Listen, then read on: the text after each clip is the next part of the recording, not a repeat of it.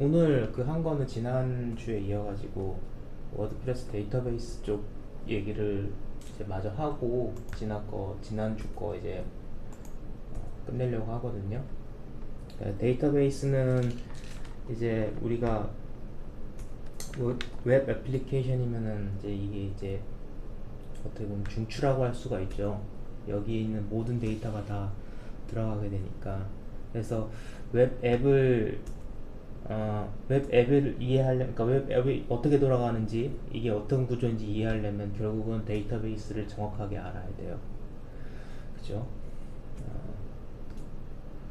데이터베이스 설명까지 제가 뭐 필드나 테이블이 뭐가 있고 이렇게 디테일하게 얘기하는 거는 좀 어려우니까, 그건 이제 여기 있는 링크에 있는 이 데이터베이스 코덱스를 보시면서 디테일한 건 보시면 되고요. 여기 보면은 다이어그램이랑 필드까지 다 어지간히 다 잘 나와 있어요. 그래서 이걸 보시면 되는데, 제가 얘기하고 싶은 건 오늘 이제 큰 틀에서 저런 테이블이 어떤 규칙을 가지고 이제 어떤 의도를 가지고 만들어졌는지 그걸 이제 설명하려고 하는데, 워드프레스 데이터베이스는 되게 쉬운 편이에요. 그래서 어떻게 생각하면은 모든 테이블이 이 페어런트 메타 스타일로 묶여 있다고 보시면 돼요. 그러니까 메타 스타일이라는 게 뭐냐면은, 페어런트 메타 스타일이라는 게 뭐냐면, 코멘트가 있으면 그 코멘트를 설명하는 코멘트 메타 테이블이 있고, 코멘트 테이블이 있으면 메타 테이블이 있고, 유저 사용자 목록을 담는 WP 유저 테이블이 있으면 그 메타, 그 유저를 설명하는 WP 유저 메타 테이블이 있고요.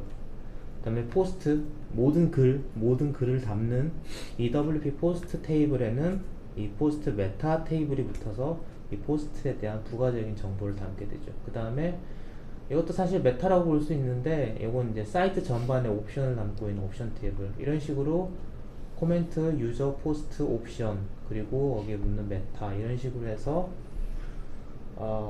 요거 이제 페어런트 메타가 되고, 그 다음에 이제 텍소노미라고 해서 이제 텀 텍소노미, 텀 릴레이션십, 이렇게 세 개의 테이블이 있어요. 그래서 이 테이블이 사실은 거의 다예요.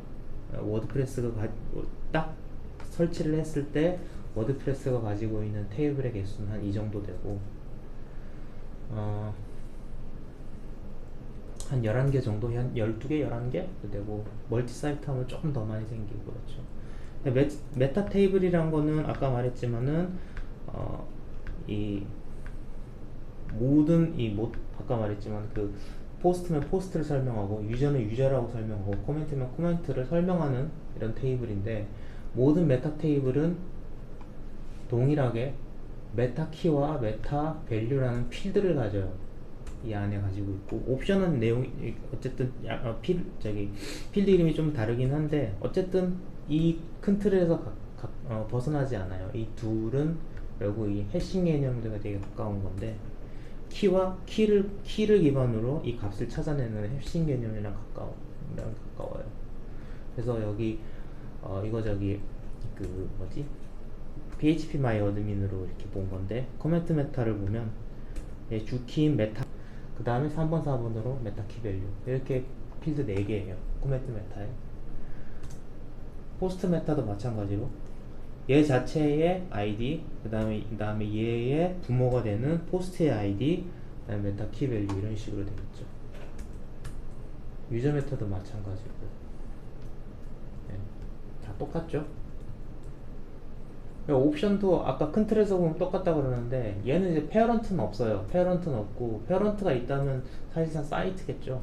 사이트 자체가 되는데, 얘도 옵션 아이디, 옵션 네임, 옵션 밸류가 있고, 요 특별한 값, 오토로드란 값이 있는 것, 그거 말고는 뭐 거의 다 똑같은 구조로 돼 있죠. 형식이 돼 있죠. 그래서 해싱이란 거는 지금 아까 말한 것처럼 키와 값의 쌍으로 돼 있고, 보통 키는 이제 구분할 수 있는 짧은 문자열인 반면에, 값은 이제 보통 약간 그거보다 훨씬 더 긴 내 정보를 담고 있는 한 쌍의 이런 정보, 한 쌍이라고 볼 수 있는데, 이 키를 검색해서 값을 찾아내는 거죠. 그래서 이 해싱이란 개념이 파이썬에서는 딕셔너리라고 하기도 하고, PHP에서는 연관 배열이라고 하기도 하고, 뭐 그런 느낌이죠. 키를 바탕으로 값을 찾아내는다는 개념이 있는 거죠. 그래서 이 메타키를 가지고 있으면, 이런 메타키를 쓰게 되면 굉장히 유연하고 확장 가능한 형태로 만들 수가 있죠. 그래서 보통 테이블 같은 경우에는 이런 부가적인 정보가 필요하면 필드를 늘려서 하는데 비해서 메타키나 이 지금 워드프레스가 쓰는 메타키 테이블은 필요에 따라 필드 만들고 그래서 확장 가능한 거죠. 그래서 워드프레스가 어떻게 보면 되게 이 디자인은 제가 생각했을 때 되게 잘했다고 생각을 해요. 그래서 쉽게 확장을 할 수가 있거든요. 소스 코드를 안 건드리고 필드를 그 워드프레스 기본의 그 데이터베이스 스키마를 안 건드리고도 확장이 가능하죠. 그래서 이 예시가 뭐냐면 아시겠지만 그래도 다시 한번 얘기하자면 뭐 예를 들어서 사용자 정보가 있어요. 그러니까 유저랑 유저 메타겠죠. 사용자 정보니까. 그러니까 사용자 정보를 하는데 그때 이제 뭐 카카오톡 아이디를 추가한다. 예를 들어서 사용자 정보에. 그럼 카카오톡 아이디라는 거는 원래 코어에는 없잖아요. 예, 원래 워드프레스에서는 없으니까 우리가 이제 추가해서 넣어줘야 되는데 그때 카톡 아이디를 어떻게 할 거냐? 우리가 적절히 공통된 딱 일관된 문자열을 주기만 하면 돼요. 지금 KAKAOTALK 언더스코어 ID 이걸 메타 키로 잡으면 돼요. 메타 키로 잡고 메타 값으로는 뭘 주냐? 각각의 카톡 아이디를 넣으면 되는 거죠. 그러면 이게 카톡 아이디 필드가 되는 거예요. 그 유저마다의. 그래서 이게 에디트 스크린을 보면 이거를 이제 메타 필드라고 하기도 하고 또 그냥 유저 그 어드민 화면 프론트에서는 커스텀 필드라고도 하기도 하고 뭐 코덱스에서도 커스텀 필드라고도 하기도 하고 그래요. 근데 이게 전부 다 말하자면 메타 필드인데 메타 필드를 커스텀 필드라고 하기도 하고 뭐 그런 건데 이게 이제 제일 로우한 형태로 제일 낮은 형태로 보일 수 있는 게 관리자 화면에서 이렇게 에디트 화면에 위에 보면 스크린 옵션 있잖아요. 화면 상단에 거기에 이제 커스텀 필드라고 하는 게 뜨는데 이걸 클릭하면 아래 보는 것처럼 이 메타 화면이 떠요. 그래서 여기에 커스텀 필드가 이렇게 쭉 나열이 될 거예요. 그래서 여기서 뭐 커스텀 필드 추가하고 할 수 있는데 이렇게 하면 사람이 실수할 수 있어서 별로 이렇게 하지 않고 정말 커스텀 할 때는 저 필드를 위한 전용 이제 UI를 따로 만들기는 하죠. 근데 그걸로 하면 가장 쉽게 이제 커스텀 필드가 등록되고 여기 이제 보이는 걸 확인을 할 수가 있어요. 그래서 이게 뭐가 대수냐라고 말할 수가 있어요. 그래 뭐 카카오톡 해가지고 카카오톡 언더바 아이디 해서 넣어서 뭐 카카오톡 추가한다. 그 개념이 뭐가 그렇게 대수냐 그랬는데 이게 이제 제가 한 4, 5년 전에 조사한 거라서 요거 좀 다를 수는 있지만 뭐 하여튼 그때나 지금이나 크게 뭐 경향은 다르지 않을 것 같아요. 클린하게 딱 설치를 한 거예요. 워드프레스랑 드루팔이랑 줌라랑 엑스프레스 엔진 요 4개를 딱 클린 설치를 했을 때 테이블이 몇 개 되느냐. 아까 말했듯이 워드프레스는 한 11개 정도 깔린다 그랬잖아요. 드루팔은 74개, 줌라는 49개, 엑스프레스 엔진 79개, 50개에서 70개, 80개 되는 테이블이 클린 설치할 때 깔려버려요. 그러면은 개발하려면 개발자는 물론 전부 다 알 필요는 없겠죠. 전부 다 알 필요는 없겠지만 그래도 수십 개에 달하는 테이블이 뭐고 이 관계는 어떻게 되는 거 알아야지 저 CMS를 개발할 수 있다는 얘기일 거예요. 근데 워드프레스는 11개면 되잖아요. 그러니까 엄청 유용하다는 거죠. 제가 말하는 게 빠르게 이해할 수 있잖아요.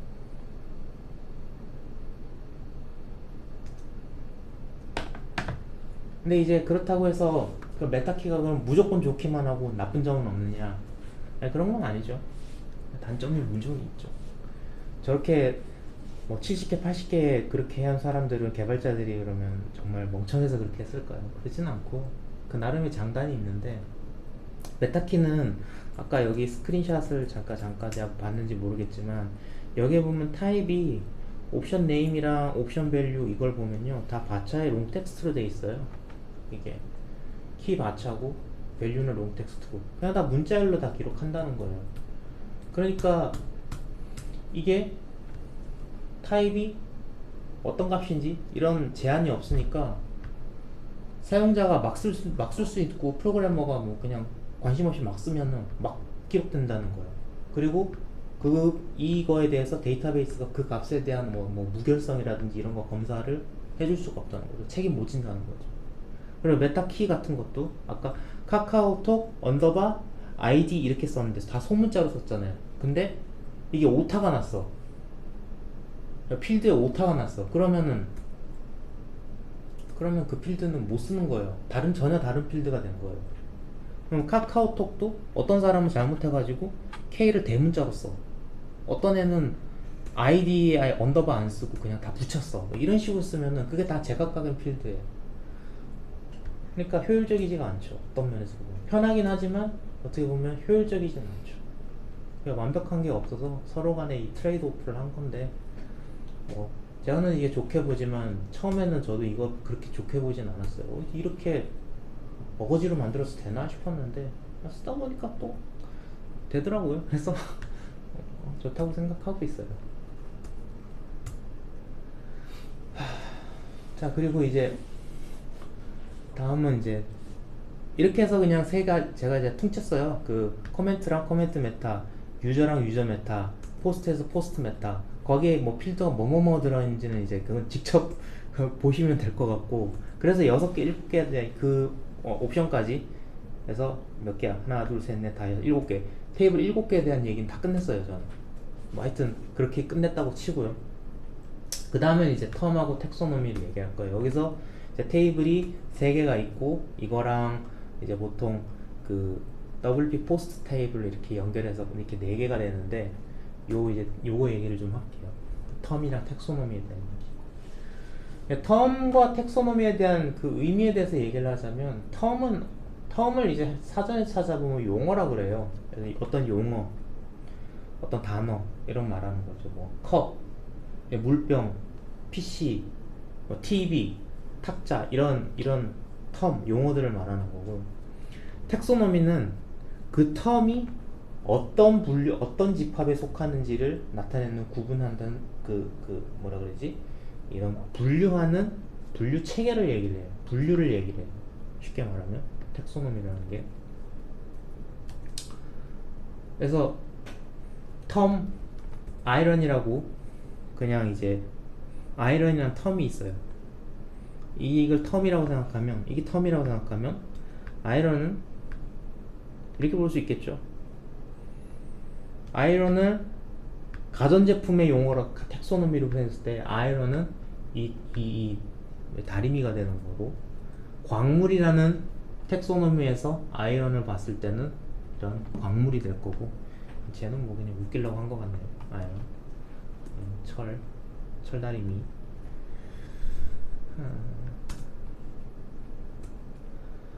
그래서 이 포스트가 있으면 이 포스트에 어떤 텀이나 텍소노미를 붙여서 이 포스트에 대한 어떤 부가적인 정보를 붙일 수 있고, 그 단어들이, 거기에 쓰인 단어들이 어떤 분류에 속하는지를 얘기를 하는 거죠.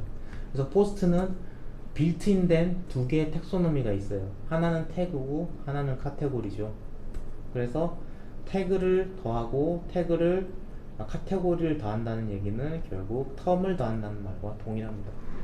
그리고 태그와 카테고리의 차이점은, 태그는 뭐 아시겠지만 이렇게 샵, 요즘에 이렇게 해시태그 많이 쓰잖아요. 샵 뭐 하는 것처럼 하고, 카테고리는 아는 것처럼 뭐 아래 있죠. 그래서 태그는 플랫해요.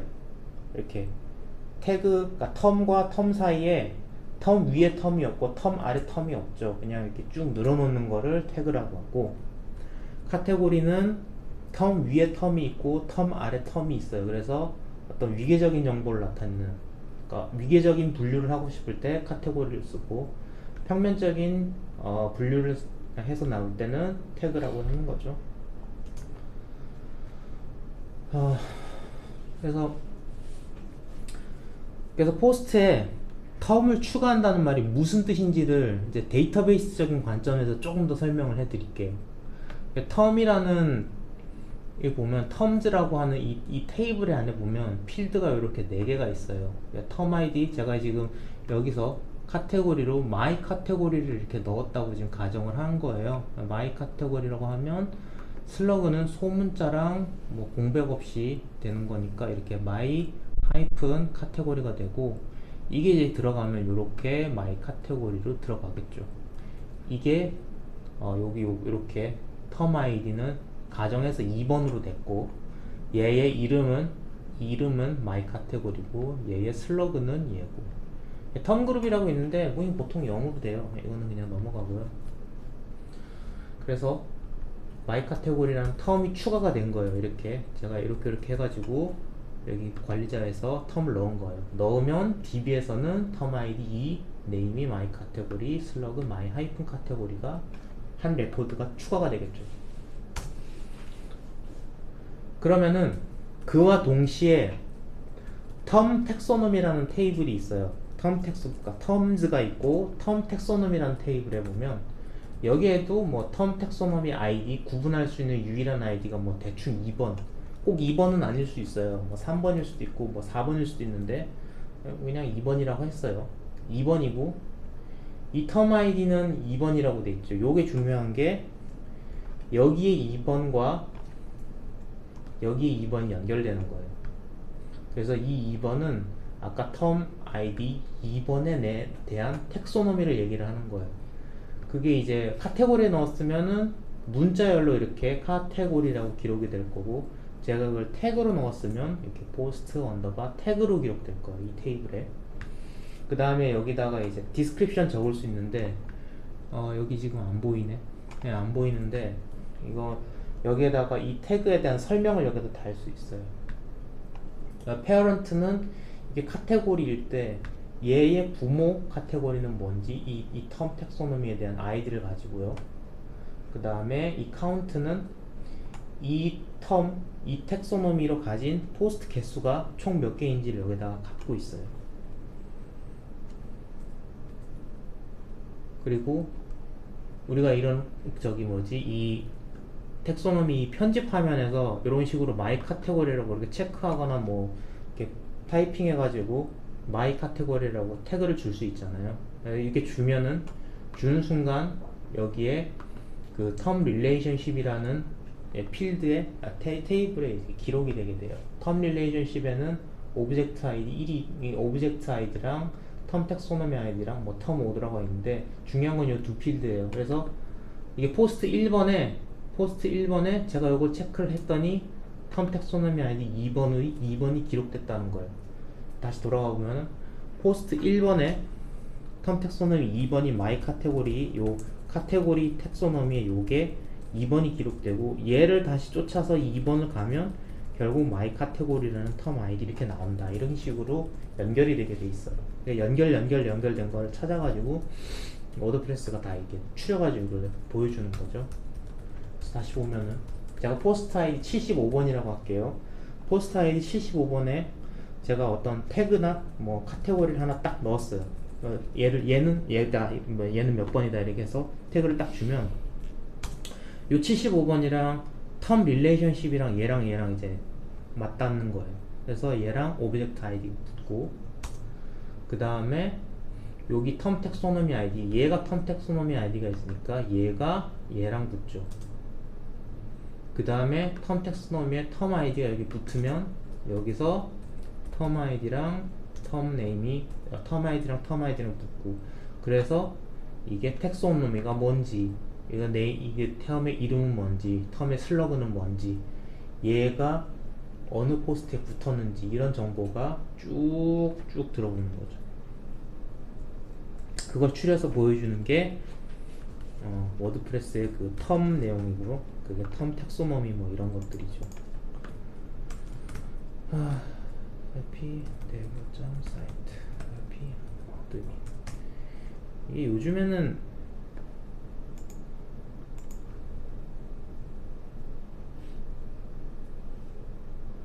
이게 카테고리 이런 거죠. 여기에 제가 보면은 여기 한식이라고 글씨가 보이려나?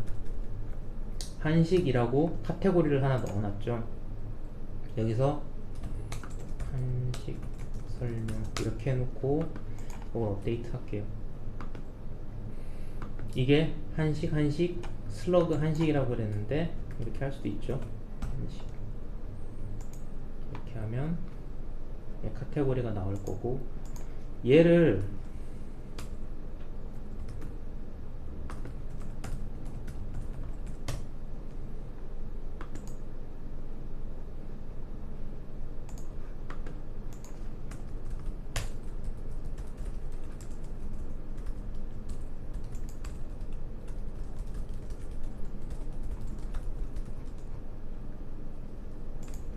텀에서 보면은,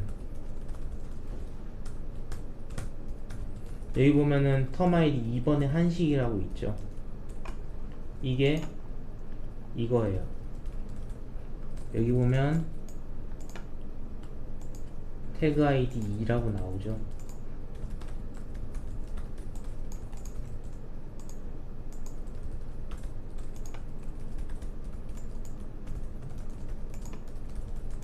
그러니까 태그 아이디 2번이니까 이 2번인 한식 요거를 얘기하는 거예요. 요거가 WP terms 테이블에 있고요. 그 다음에 WP terms랑 WP term 텍소노미가 있겠죠. 있고 term relationship도 있겠지. 그러면 여기 보면 term 텍소노미 아이디 2번에 term 아이디 2번은 카테고리라는 텍소노미를 가지고 있고, 여기 데스크립션에 한식 설명이라고 한 게 보이죠. 그 다음에 카운트가 1인 거 봐서는 얘랑 묶인 포스트가 하나 있을 거예요. 그거를 여기서 한번 보죠. 여기 지금 텀 텍소노미 아이디 2번 2번으로 돼 있죠. 그러면 텀 텍소노미 아이디 2번이라고 돼 있네요. 여기 오브젝트 아이디가 15번으로 돼 있으니까 요 포스트 아이디 15번이 어딘가 있을 거고, 걔가 한식이라고 카테고리가 돼 있을 거예요. 그렇죠? 요건 이제 포스트 테이블인데요. 여기 포스트, 여기 부대찌개라고 한 게 돼 있네요. 포스트 15번을 볼게요. 포스트 15번 요거 부대찌개라고 돼 있죠. 얘는 15번이고 얘가 카테고리 한식이라고 돼 있죠. 이런 식으로 돼 있는 겁니다. 그러면 이거 닫고요. 그 다음에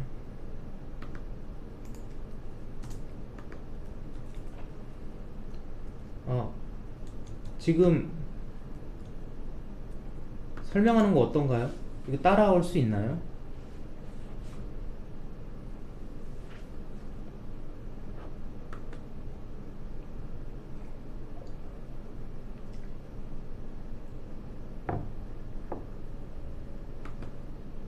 채팅 좀. 아무도 안 들으시나? 예. 지금 몇 명 오셨죠, 지금?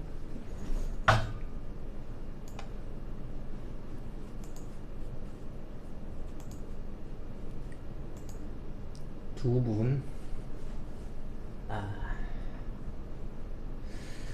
알겠습니다. 계속 할게요. 그 다음에 예전에는 이 얘기 안 하고 이제 이번에 이제 이 얘기를 하는 건데, 메타필드 캐싱에 대해서 얘기를 할게요.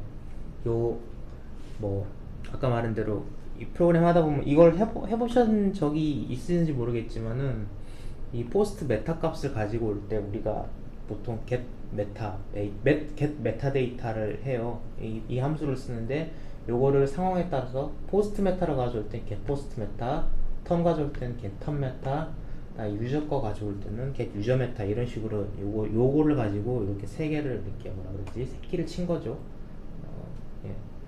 해놓은 게 있는데, 요 함수를 쓰는데 사실 이게 다 아까 말한 대로 코멘트 메타라든지 뭐 포스트 메타라든지 이런 페어런트 메타 테이블을 동일하게 가져가고, 테이블 내의 그 구조 또한 거의 동일하기 때문에 이런 식으로 쓸 수가 있어요.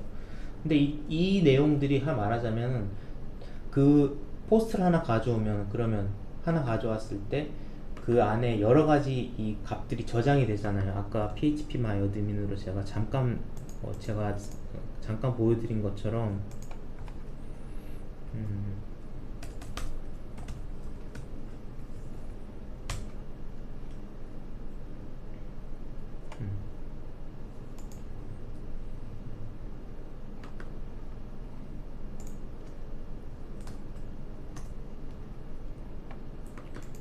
포스트 메타를 보는 것처럼 하나 포스트는 하나지만 거기에 메타 값이 엄청 많이 붙어요. 여기 91번 보면은 하나 둘셋 붙고 92번 하나 둘셋 붙고 93 3개 이렇게 붙고, 이거는 제가 별로 안 쓰는 거니까 필드가 별로 없는데, 여러분들이 이제 진짜로 쓰는 정말로 이제 돌아가고 있는 돌아가고 있는 그 워드프레스 사이트에는 이게 포스트 하나당 거의 메타 값이 뭐 10개, 20개, 뭐 25개, 뭐 30개, 심하면 뭐 40개, 50개씩 붙을 수가 있어요.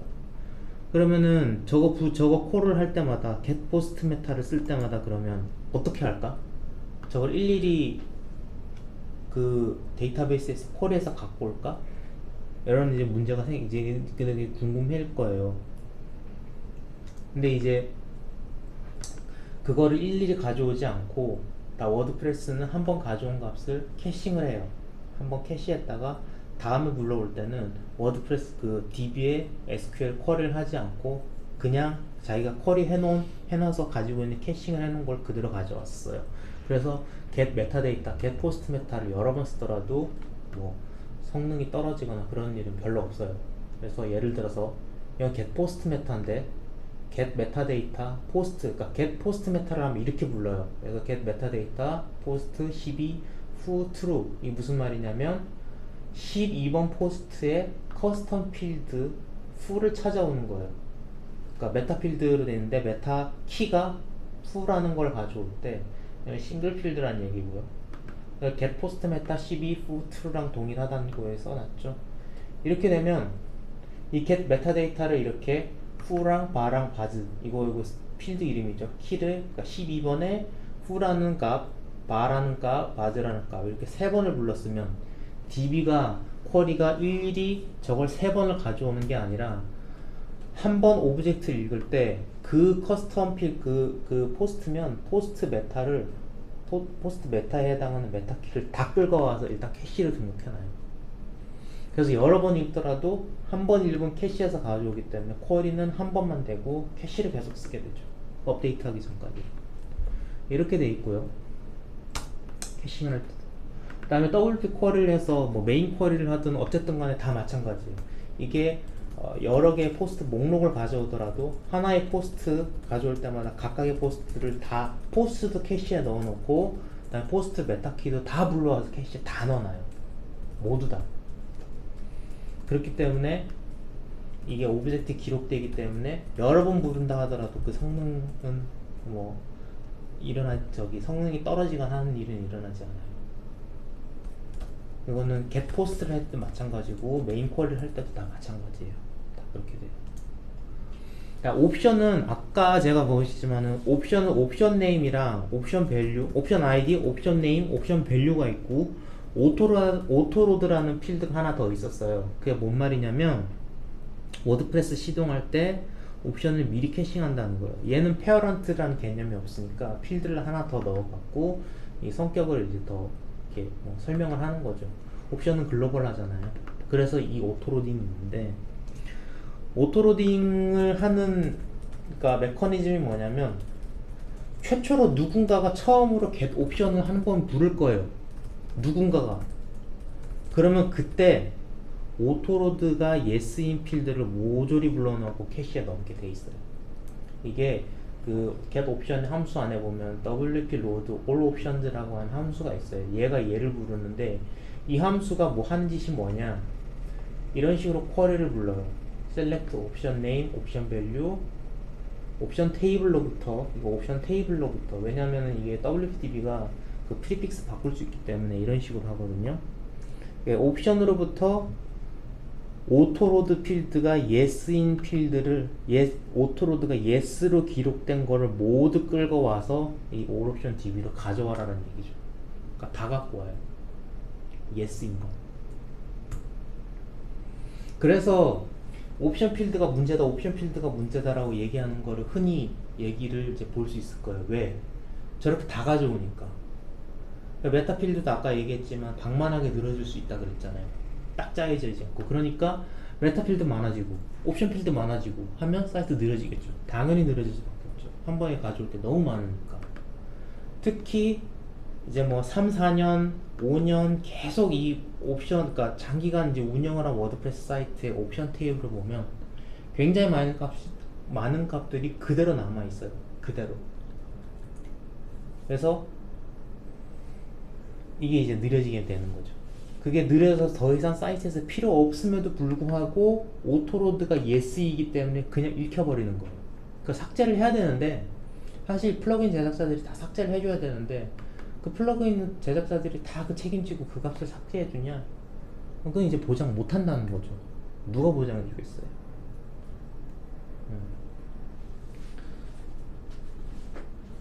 그래서 느려지고, 그래서 아무 플러그인이나 아무 테마나 막 깔아서 쓰는 건 별로 좋지가 않습니다.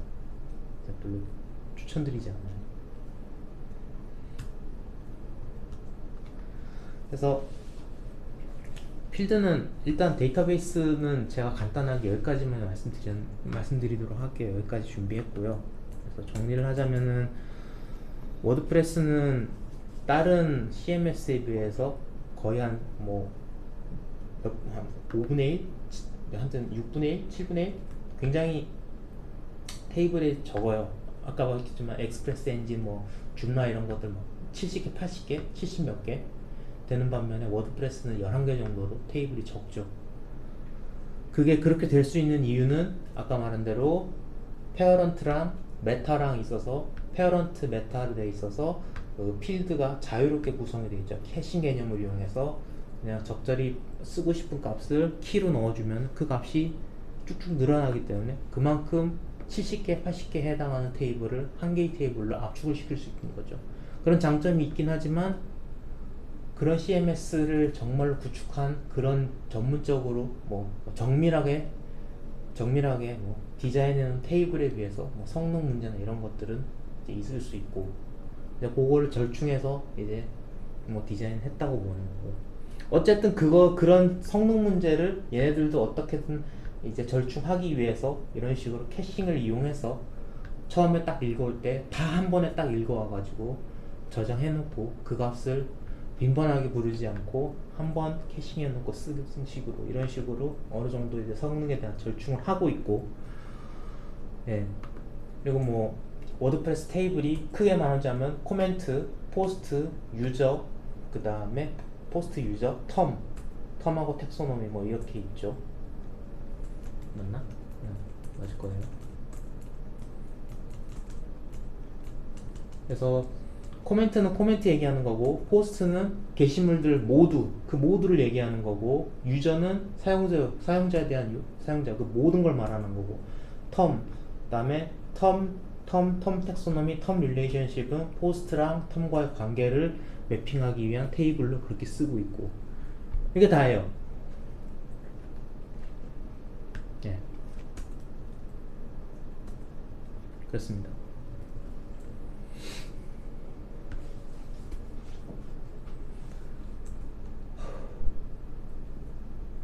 이게 지지난주에 했던 그 샵 3번의 내용의 전부고요. 조금만 쉬었다 할게요. 이제 다 끝난 거 아닌가? 다 끝나진 않았어요. 그래요? 예. 그리고 지금 여기 지금 스트리밍 보시니까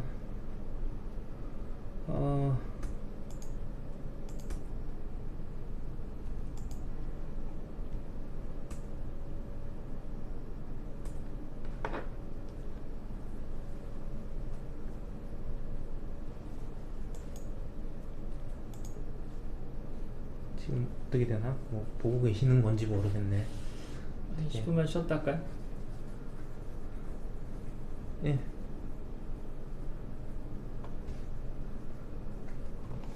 이게 리스트가 안 보여요.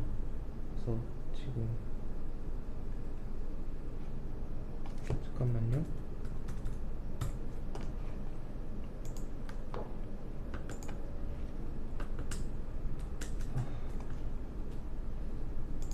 요 화면을 요거 유튜브 요거 스트리밍 열어놔야겠네요. 안 보이네. 저쪽으로 여기까지.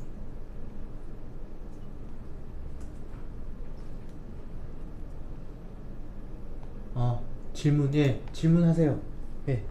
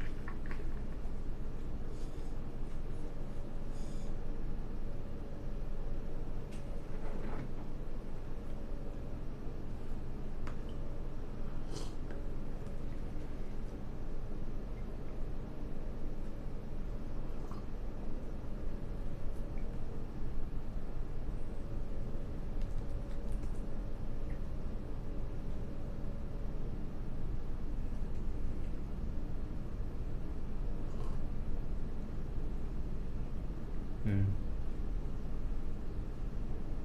음.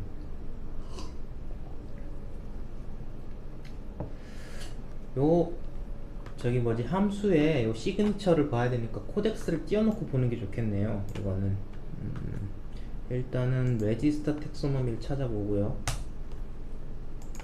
그 다음에 포스트 텀즈 찾아보고요.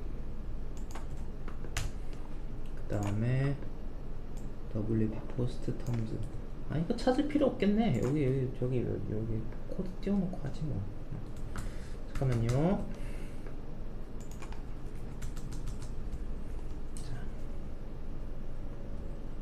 일단 레지스터 텍소노미에 대해서 말씀을 드릴게요. 레지스터 텍소노미는 뭐냐면은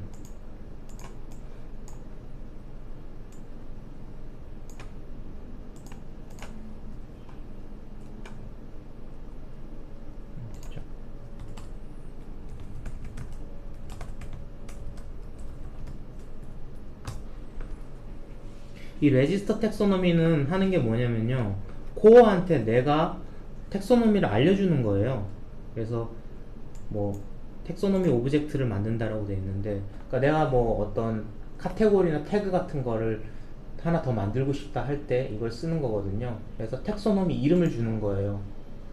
그 다음에 두 번째 인자가 뭐냐면은 이 텍소노미를 쓸 호스트 타입을 주는 거예요. 두 번째는. 그다음 세 번째로는 이 텍소노미의 이제 스타일, 타입이니까 그 속성을 이제 입력하는 건데, 요 세 개는 보통 이제 예를 들어서 설명을 하자면, 제가 레지스터 텍소노미 이렇게 쓰고 뭐라고 할까요? 레시피? 네. 레시피라는 텍소노미를 이렇게 넣다고 쳐요. 레시피라고 할까? 푸드라고 할까? 네, 푸드라고 할게요. 그냥 하고, 오브젝트 타입은 아까 포스트에다가 넣거나 뭐 아니면 저희 뭐 푸드 에세이라는 타입이 있으면 푸드 에세이 이런 식으로 넣을 수가 있겠죠. 요거를 제가 포스트라고 할게요. 포스트? 네, 포스트라고 할게요. 그래서 포스트에다가 푸드라는 텍소노미를 추가하는 거예요. 그 다음에 여기에다가는 뭐 기타 등등 뭐 이걸 넣어서 하는 거겠죠. 여기에 어레이에 보면은 그 값 중에 보면은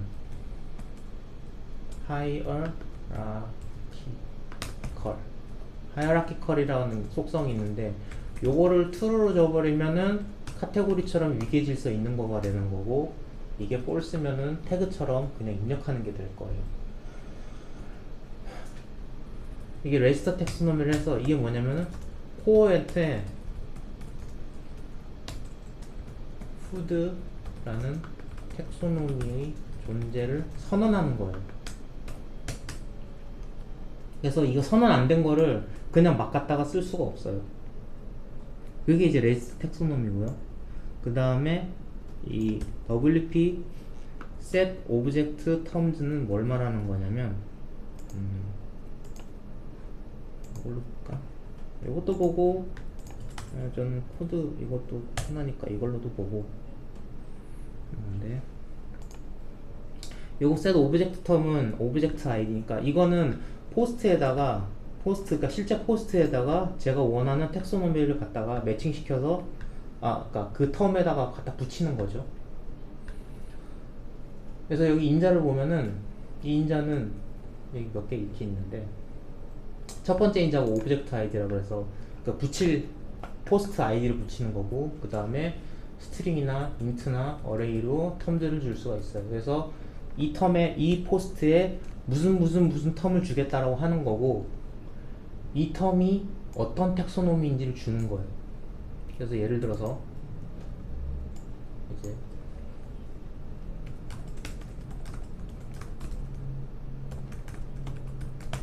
있어요. 그래서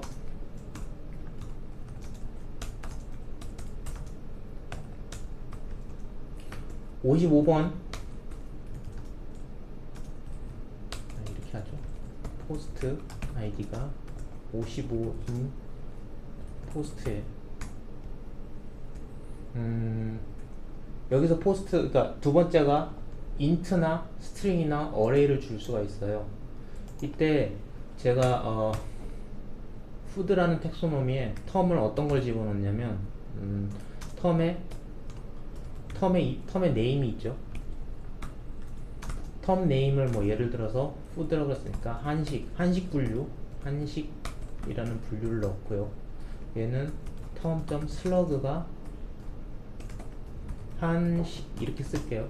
그 다음에 텀 아이디가 뭐 우연히 98번이라고 할게요. 그럼 이렇게 넣을 수가 있어요. 그 다음에 자, 요걸 하나 더 복사를 해서 한식이 있고 중식이 있어요. 한식에 이렇게 할게요. 중식 이렇게 하고 얘는 99번이 됐어요. 그러면 물론 뭐 이렇게 해도 되지만 이렇게 할 수 있다는 거예요. 98, 99 이렇게 줄 수 있어요. 이건 뭐냐면은 한식, 중식을 뭐라 그러지? 넣음, 뭐 부여함, 다름 이렇게 줄 수 있어요. 이렇게 할 수도 있고 요거 하나는 방법이고 98 이렇게 줘도 돼요. 98 이렇게 주면 한식인 거고 99 하면 중식인 거고 그 다음에 지금 한식이라고 했잖아요. 그러니까 한식 이렇게 줘도 돼요.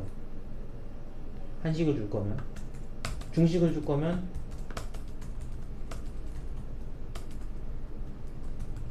이렇게 줘도 돼요. 아니면 아예 한식 이렇게 줘도 돼요. 될 거예요 아마 제가 알기로는. 일단 이걸로 하고요. 한식과 중식을 넣는다 이런 식으로 했으니까 하고 그 다음에 세 번째 인자로 이 한식과 중식이 푸드라는 텍소노미라고 얘기를 해주는 거예요. 네 번째 거는 기본 인자니까 얘를 제외하고요. 이렇게 하면 55번에 한식 중식인 55번 포스트를 한식 중식으로 분류한다는 얘기인 거예요. 그럼 어떻게 되냐면 term relationships에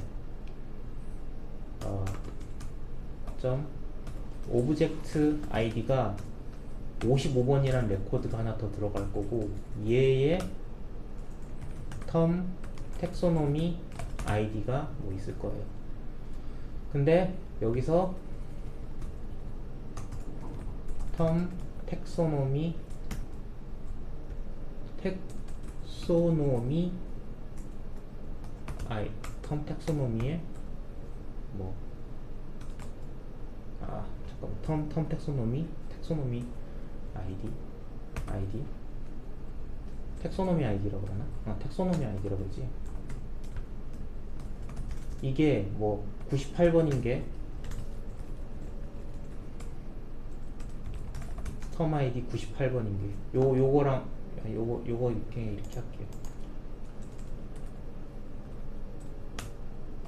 100번 100번인 게 텀 아이디 98번이랑 연결이 되죠. 그러면 얘는 텀 아이디 55번이라는 건 텀 텍소노미 아이디가 100번인 거 이렇게 되죠. 그 다음에 텀 텍소노미 아이디 55번이 한식이잖아요. 중식인 거 하나 더 붙는 거예요. 이건 한식인 거고, 중식이면 이렇게 중식이 더 붙겠죠. 얘는 101번이고 얘는 텀 아이디 99번이죠. 그러면 중식이 오브젝트 아이디 55번이 붙었으니까 98번, 99번, 98번, 98번이 아니지. 이게 맞다. 맞아요. 여기는 맞아요. 그 다음에 여기서 텀 아이디 101번이 붙는 거죠. 이렇게 되는 거예요.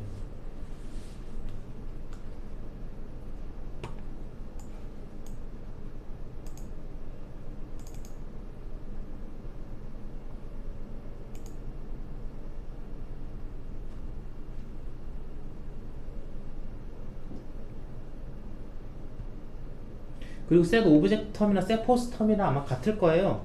오브젝트 텀은 일반적으로 하는 거고 포스트는 포스트에 대한 텀일 거예요 아마. 이게 셋 오브젝트 텀이나 셋 포스트 텀이나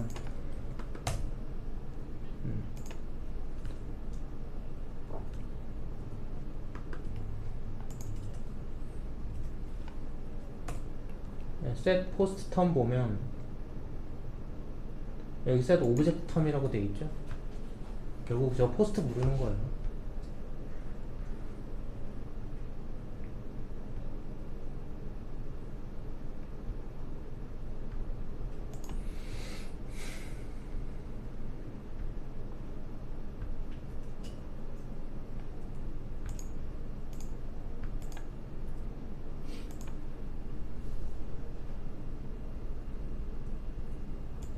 크레이트 텀즈는 텀 만드는 거죠. 네.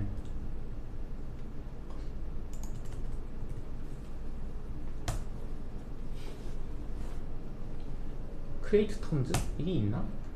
인서트 텀 아닌가? WP 인서트 텀 아니야? 이건 이거 같은데. 이걸로 집어넣는데. 뭐 다른 함수 뭐 워낙 많으니까 제가 아는 게 다가 아니니까요.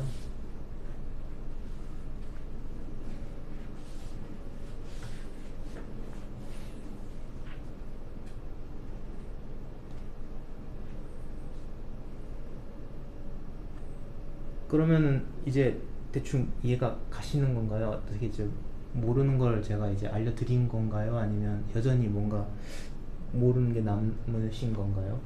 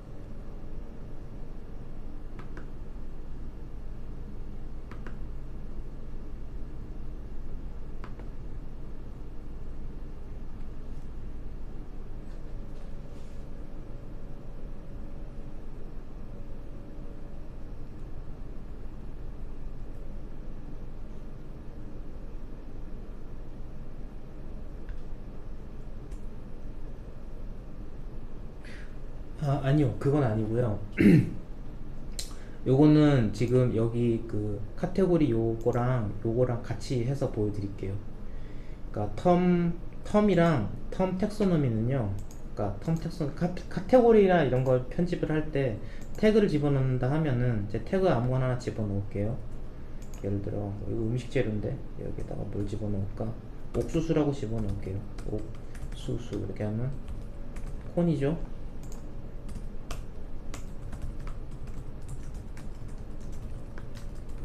지금 보면은 이름이랑 슬러그랑 설명이 있잖아요. 하면은 새 태그 추가되는데 이 설명이 텀 텍소노미에 있어요. 이건 아시겠지만 요거 두 개는 텀인데 요건 텀 텍소노미예요. 그래서 태그를 하나 집어넣는다는 얘기는 텀이랑 텀 텍소노미에다가 각각 하나하나씩을 넣는 거예요. 사실은 여기 콘 들어갔죠.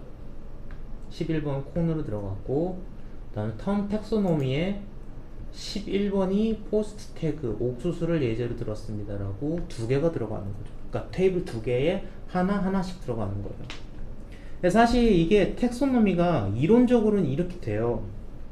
지금 아까 말씀드렸듯이 여기 지금 텀이 옥수수라는 텀이 있잖아요. 옥수수라는 텀을 지금 포스트 태그로 해석한 거잖아요. 그죠? 포스트 태그로 해석한 거지만 얘를 이론적으로는 그게 가능해요. 카테고리라고 해석할 수도 있어요. 어떻게 하냐면 이렇게 하는 거예요. 포스트 태그가 아니라 카테고리 이렇게 놓는 거예요. 그 다음에 얘를 옥수수를 예제로 카테고리를 만들었습니다. 이렇게 해볼게요.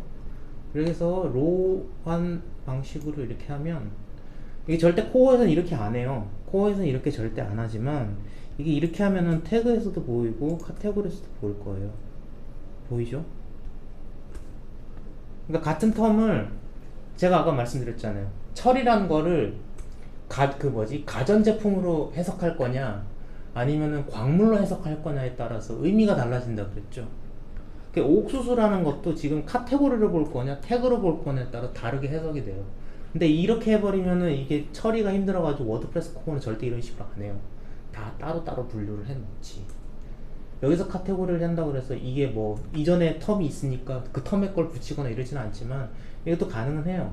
이렇게 돼요. 그래서 뭔가를 집어넣으면 일단은 두 개를 건드린다는 거죠. 말하자면 텀은 텀을 늘어놓고 각 텀 텍소노미는 이 텀을 어떤 식으로 해석할 거냐에 대한 내용을 담는 거죠. 식으로 해석할 거다 이렇게 하는 거죠. 근데 11번, 12번은 여기 텀 릴레이션십에는 없을 거예요. 왜냐면 지금 저는 그냥 카테고리나 태그를 선언만 했지 그걸 포스트에 직접 달진 않았잖아요.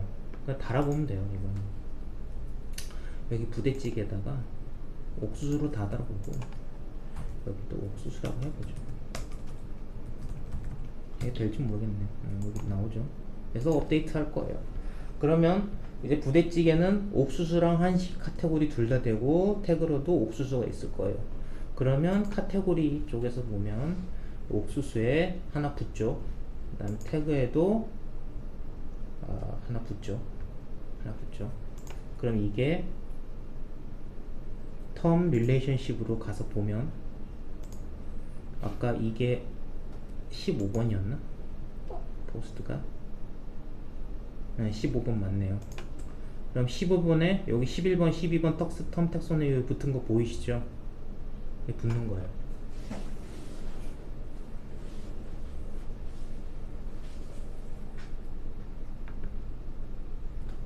이렇게.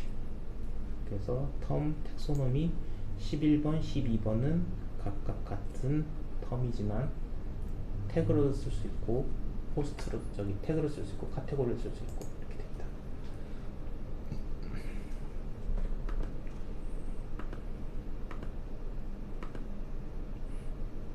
코어 펑션에서 뭐 우겨 넣어서 하면 되기는 될 거예요. 우겨 넣어서 되기는 되는데 그게 이제 힘드니까 그런 식으로는 처리 안 한다고 제가 알고 있어요.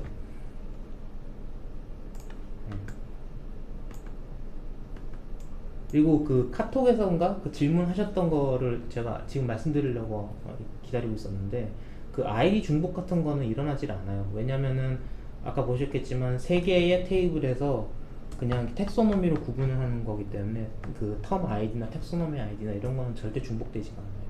다 각각으로 다. 그러니까 연속되지 않는 거예요.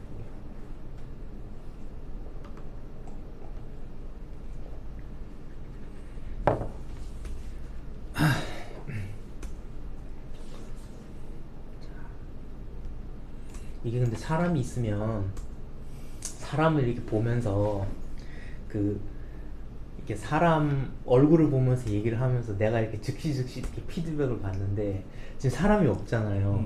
그러니까 난 계속 지금 허공에다 얘기를 하는 것 같아가지고 처음에 막 입이 안 풀려가고 너무 힘들었어요. 이게 사람 얼굴을 보면서 얘기를 해야 어느 정도 그게 되는데. 뭐 하다 보면 나아지겠죠. 네. 그러니까 저희도 처음에 이걸 할 때 그 줌이나 뭐 아니면 뭐 행아웃이나 이런 걸로 하면 이렇게 실시간으로 팍팍 되잖아요. 근데 그걸 할까 이걸 할까 하다가 완전히 온라인으로 가면 그걸 했을 텐데 이게 온오프라고 했기 때문에 누가 오프라인으로 온다 싶어 그러면은 이게 그때부터는 이걸 행아웃을 쓰기가 되게 힘들잖아요. 그래서 그냥 이렇게 한 거거든요, 사실. 줌 써도 안 되나? 스마트폰 카메라로 안 되나? 되죠. 하면 할 수 있을 것 같은데. 네, 모바일 네. 저 앱으로 해서 되지 않을까? 네, 돼요. 할 수 있어요. 그 해보니까 이걸 이 영상 있죠. 이 영상을 줌에 있는 영상으로 쏴버리면 돼요. 발표 작거든. 뭐 그런 식으로 하고 일단 오늘은 뭐 이렇게 다 했으니까 그냥 유튜브식으로 해가지고 유튜브 방송 한번 해보고 싶었어요. 그 다음에 또 하나 더 할게요. 더 얘기해 드릴게. 지금 유영우님 좀 계세요? 유영우님? 안 계시나? 이게 뭐야, 다야? 이게 다야? 다 나가셨나? 다 나가셨나? 근데 이거 묵혀둘 수가 없어갖고 이 얘기를 좀 해야겠어요. 이거 제가 2-1 크론 얘기 좀 해야겠어요. 뭐 계시든 안 계시든 그럼 텍소노미 다 끝났어요? 네, 다 끝났어요. 그럼 다음에 하는 게 낫지 않을까?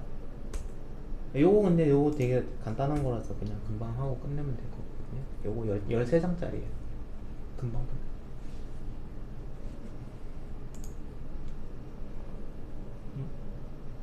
한 번에 너무 달리는 거 아니야? 유영우님 계시네.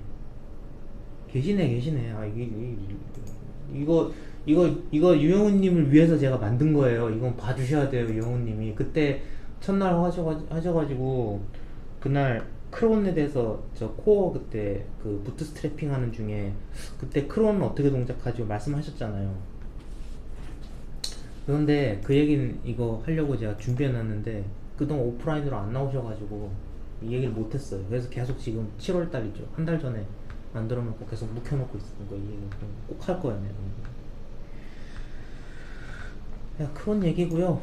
그래서 이건 지난 시간에 그 질문하셨던 내용에 대한 이제 보충인데, 크론 뭐고, 이 원리 어떻게 하고, 원리는 뭐고, 어떻게 동작하는지에 대해서 이거 얘기할 건데 간단하게 얘기할게요. 크론은 뭐냐? 원래 크론이라는 거는, 크론은 유닉스에서 이 시간 기반 스케줄러를 말하는 거예요. 정시에 뭐뭐 해라, 몇 시에 뭐뭐 해라, 몇 분마다 뭐뭐 해라, 이거 한 건데, WP 크론은 그걸 대충 따라 해서 만든 시간 기반 스케줄러예요. 제약사항이 많지만 어쨌든 워드프레스는 지 혼자 뭔가를 이렇게 인프라를 만들어야 되니까 그 인프라를 하나 만든 거죠. 재밌어요, 이것도. WP 크론의 원리는 뭐냐? 얘기하자면 서버에 누군가가 딱 접속을 해요. 어떤 식으로 하든 상관없어요. 로봇이 와도 되고 뭐 그냥 하여튼 접속이 오면 돼요.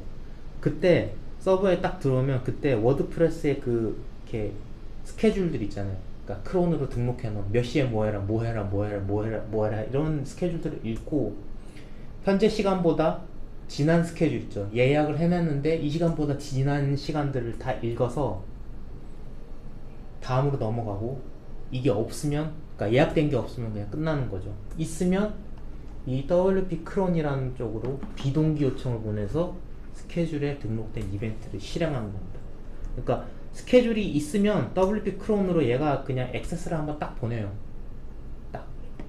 그러면 그때 이 WP 크론이 내용들을 처리하는 거죠. 그래서 이 실행 시각이 정밀하지가 않아요. 만약에 이 서버가 되게 안 알려진 서버거나 뭐 심야 시간이거나 이래서 안 들어왔어. 만약에 안 들어왔어. 그러면 뭐 예를 들어서 새벽 1시에 해라 라고 했는데 12시부터 2시, 그렇기 때문에 실행 시각이 정밀하지가 않아요. 어쨌든 근데 누가 접속하기만 하면 예약돼 있는 게 돌아간다는 거예요. 그래서 크론이 어떻게 돌아가느냐, 크론이 돌아가는 장소가 어디에 있냐면 이 디폴트 필터.php라는 이 파일이 있는데 여기에 크론을 하라는 이 액션이 걸려요. 이닛에. 이 WP 크론을 잠깐 볼게요. 진짜 있는지 보여드릴게요. 여기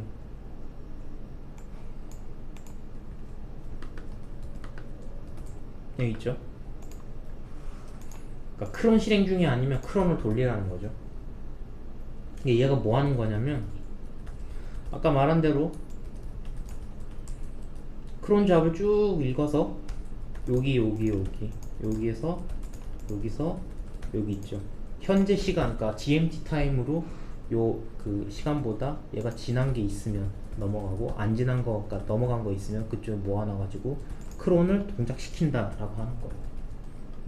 여기 스폰 크론이라고 하는 건데, 이거 스폰 크론이 하는 게 뭐냐면 아까 말한 대로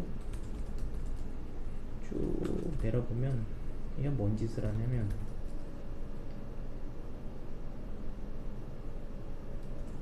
어디 있을 텐데. 여기 있다.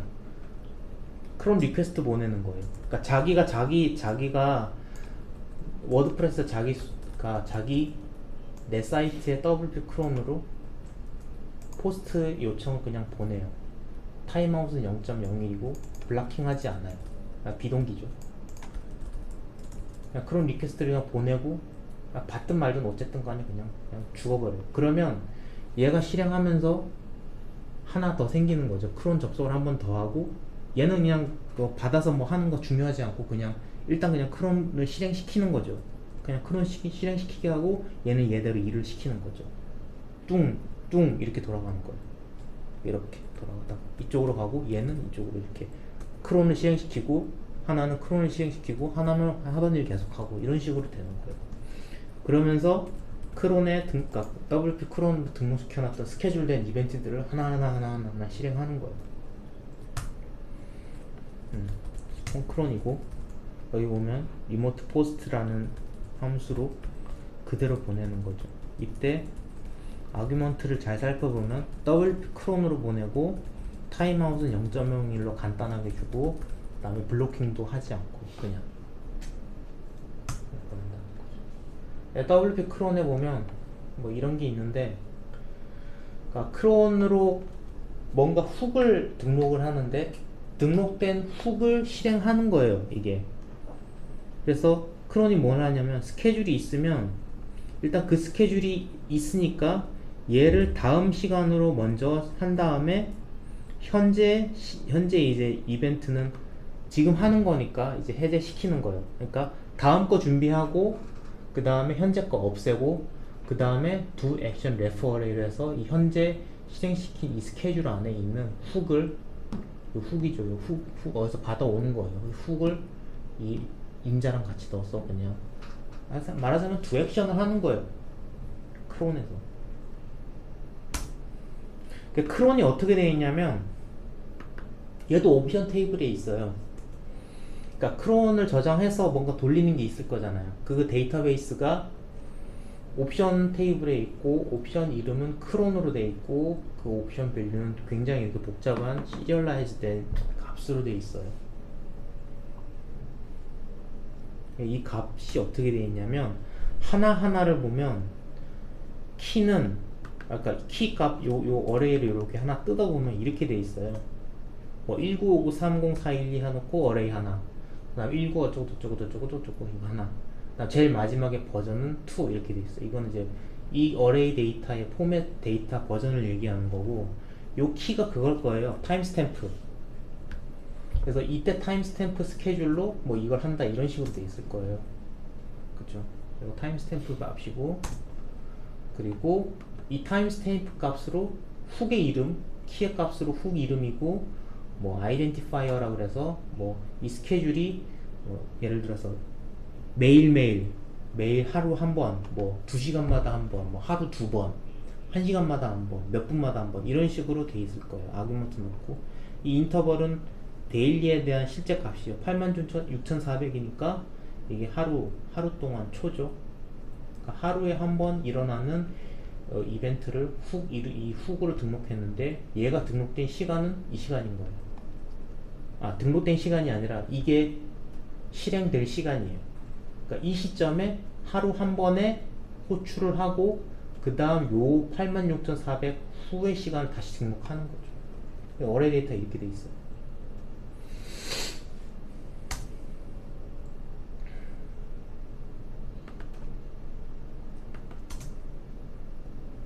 유니크 아이디고, 아이덴티파이어가 이게 유니크 아이디고, 이게 스케줄이에요.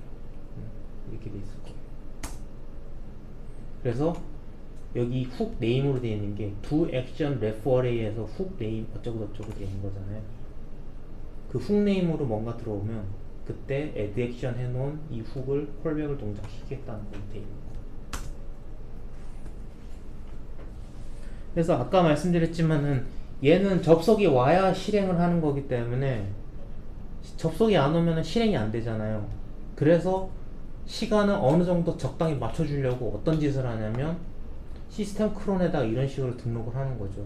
요거 요거 뭐지 퍼센트 5는 이제 5분마다 한 번씩 동작한다는 얘기인데, 연중무휴 5분마다 한 번씩, 그러니까 5분, 10분, 15분, 20분 이런 식으로 동작을 하는 게 뭐냐면, WP 크론으로 직접 그냥 접속을 하는 거예요. 직접 무조건.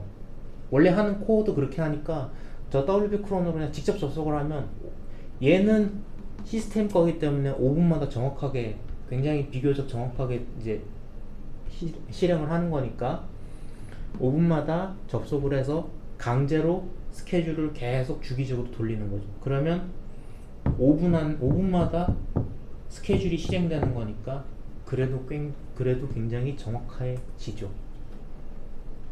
이런 식으로 한다라고, 이제 뭐 만약에 하고 싶으면 이렇게 해라라고도 코덱스에 이제 돼 있어요.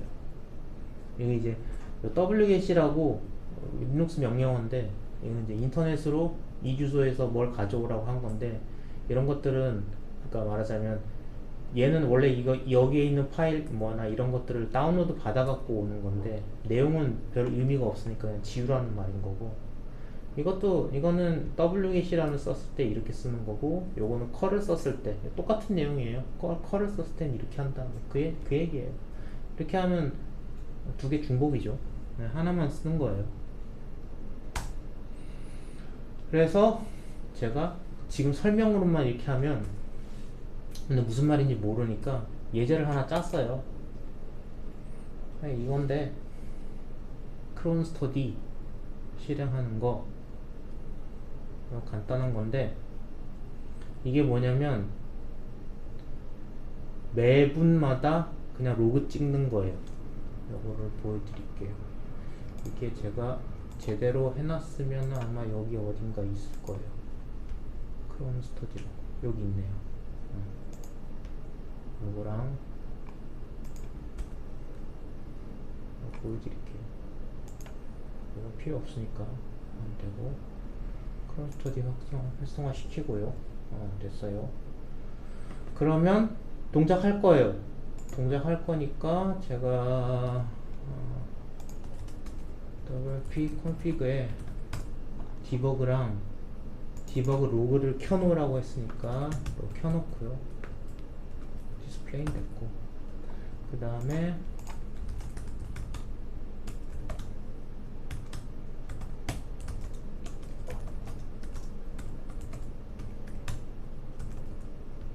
열어보면, 얘가 만약에 동작한다면 동작하겠죠.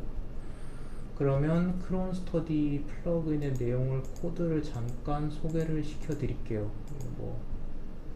이게 뭘 해서 훅을 돌린다 이렇게만 얘기를 하니까 감이 잘 안 올 수가 있어요. 어디냐? 어디 있어? 크론 스터디 이거다.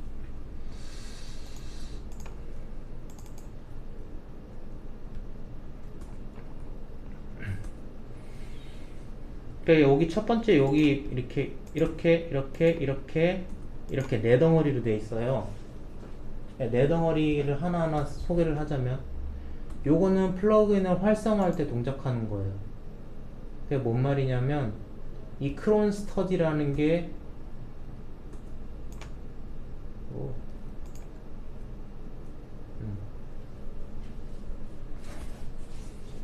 크론 스터디라는 게 스케줄 되어 있지 않으면 이거 타임은 있게 돼 있네.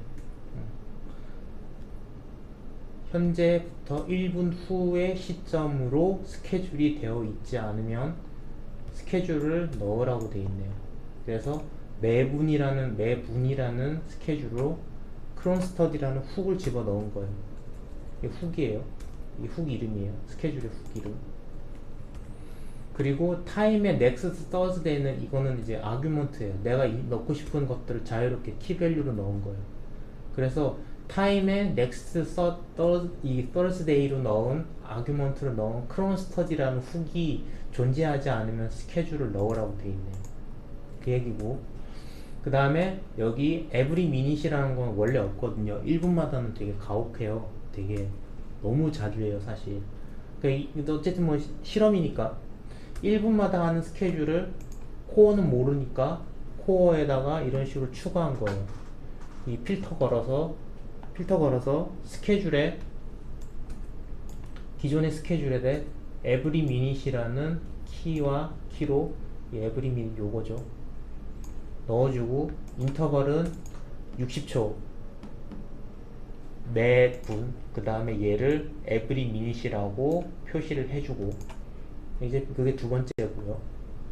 다음 세 번째는 디액티베이션 후, 이거 플러그인 비활성화 시킬 때 콜백으로 들어가는 건데 무슨 말이냐면 크론 스터디로 요 아규먼트로 된 크론 스터디가 스케줄이 돼 있으면 요거 지우는 거죠. 스케줄 지워버리는 거예요. 그러니까 이 플러그인을 껐다 킬 때 스케줄 돼 있는 거는 알아서 잘 지우라는 얘기예요.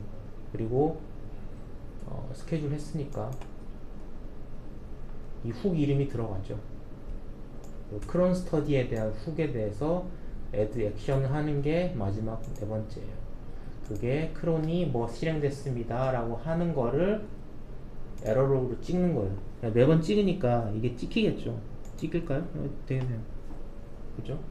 지금 제가 하는 동안에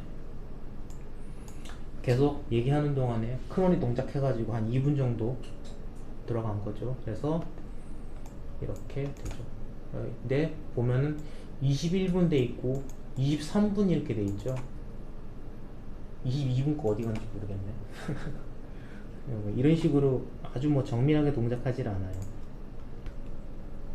그 다음에 도구에서 보면 그 크론 매니저라고, 여기 보면 어드밴스드 크론 매니저라고 하는 플러그인이 있는데 얘가 크론이 어떻게 되고 있는지 잘 보여주는 툴이에요. 이걸 깔아서 이렇게 보았더니 여기 크론 스터디가 등록이 되어 있죠. 그리고 스케줄이 every minute, 제가 말한 대로 이거는 매분이라고 적어놨고, 아규먼트가 next Thursday 이렇게 되어 있죠. 그래서 지금 45초 후에 요거 동작할 거라고 얘기가 돼 있네요. 다음 실행 시간이 8월 18일 6시 26분에 실행할 거고, 26분이죠. 26분에 실행할 거고, 이거는 제 거고, 다 나머지 것들 코어나 뭐 플러그인들이 쭉 집어넣은 스케줄들이 이렇게 등록되어 있는 거예요. 그게 이건 49분 후에, 요거는 3시간 후에, 요거 3시간 후에 이런 식으로 되어 있네요. 그래서 어떤 거는 하루에 2번, 맨날 뭐 이런 식으로 되어 있죠. 이거는 하나 5번 이렇게 되어 있네요. 그래서 스케줄이 이렇게 한번 갈 때마다 저때 실행해야 될 것들을 실행하는 거예요. 자, 그럼 크론 스터디 40초 지났으니까 다시 한번 볼게요. 그죠? 26분인데 끝났죠? 27분 거 이제 스케줄 되겠네요. 그러면은 로그가 하나 더 찍혔겠죠? 여기. 25분, 26분 막 이렇게 찍혀요. 그래서 크론을 잘 이용하면은 뭐 주기적으로 뭔가를 해줘야 될 때 이걸 잘 쓰면 좋아요. 그래서 뭐 예를 들어서 뭐 임시 업로드 폴더 같은 걸 넣어가지고 임시 업로드 해놓고 뭐 사용자가 뭐 작업한 다음에 승인이 떨어지면 뭐 정식 업로드 폴더로 옮기고, 근데 그 중에 임시 업로드 폴더에 사용자가 뭐 예를 들어서 임시로 저장해 뭐 임시로만 하고 그 일을 끝마치지 않고 뭐 그냥 흐지부지 돼버렸다. 그럼 거기 이제 계속 이미지가 쌓이잖아요. 그런 것들을 뭐 하루에 한 번 혹은 뭐 몇 시간마다 한 번 크론으로 돌려줘가지고 뭐 너무 오래된 것들, 파일이 너무 오래된 것들을 지운다 뭐 이런 식으로 구현할 수도 있겠죠. 이렇게 해서 되죠.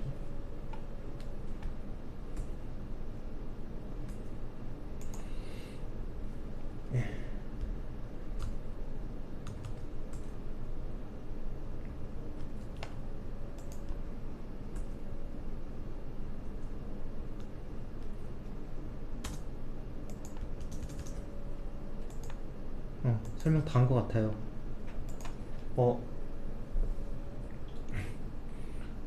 더 질문하실 거 있으면 질문해 주세요.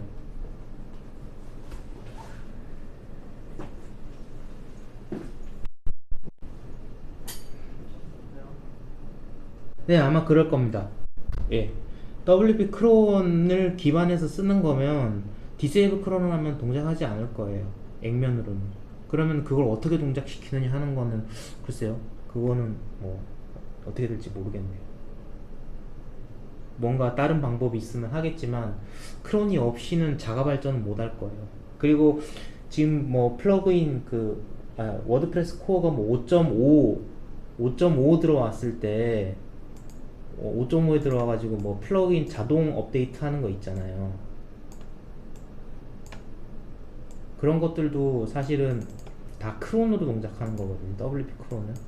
그래서 크론이 저게 보기 싫다고 뭐 하기 싫다고 나가나면은 오토 업데이트나 이런 것도 다 안 될 거예요. 그러니까 의외로 코어의 백그라운드에 동작하는 것들 보면 의외로 크론에 의지하는 것들이 많아요. 뭐 되게 막 쌓여있는 뭐 말씀드리자면 뭐 그런 뭐 쌓여있는 작업들 있잖아요. 뭐 그냥 이렇게 그러니까 쌓아놓고 안 치운 지저분한 정리되지 않은 것들을 정리하는 것을 사실 크론에서 되게 정리를 많이 하는데 그걸 디세이블 시켜버리면 그게 계속 쌓일 수 있다는 거죠. 그래서 저는 크론을 왜 하는지 모르겠지만은 어지간하면 크론은 그냥 켜놓고 있는 게 좋은 것 같아요. 저는. 근데 뭐 그렇게까지 보안 문제가 있는지 없는지 그건 뭐 제가 뭐 모르겠지만은, 예, 워드패스나 그런 것들 크론 디세이블 시켜버리면 동작 안 할 겁니다. 뭔가 대비할 수 있는 걸 걔네들이 따로 만들어 놓지 않았다면 동작하지 않겠죠. 이런 우커머스에도 굉장히 많이 크론을 써요. 안에 보면 뭐 트랜전트 이런 거 막 많이 지우고 하거든요. 그러면 크론 안 되나? 안 될 거예요.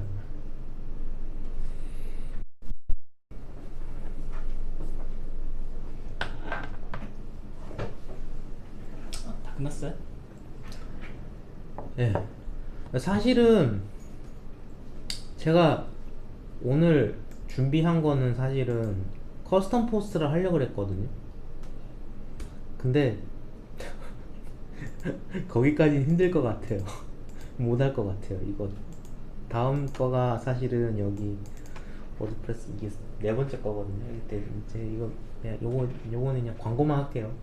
다음 거는 커스텀 포스트 내용이고, 그 커스텀 포스트 뭐 그냥 어떻게 쓰느냐가 아니라 그 안에 보면은 시스템적으로 되게 복잡한 내용들이 있어요. 보급 파라미터라고 그러는 얘기를 해놨는데, 뭐 예를 들면 역할, 권한, 그 다음에 뭐 리라이트, 엔드포인트 뭐 이런 거 있거든요. 그런 거 하려고 그랬는데 이것도 내용이 또 많아가지고 오늘 안에는 다 얘기를 못할 것 같아요. 그래서 이건 다음으로 미루도록 하겠습니다. 다음에도 들어주세요. 재밌을 거예요. 그 커스텀 포스트 관해서 콘텐츠 세부적으로 디자인해서 뿌리고 싶다 그러시면 아마 참고하시면 도움이 될 거예요.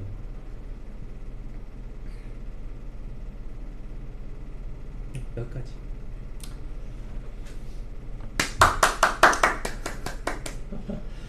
수고하셨습니다. 네, 오늘 여기까지 하시고, 네, 다음에 또 오프라인 모임, 온라인 모임 봐서 진행하도록 하겠습니다. 수고하셨습니다. 수고하셨습니다.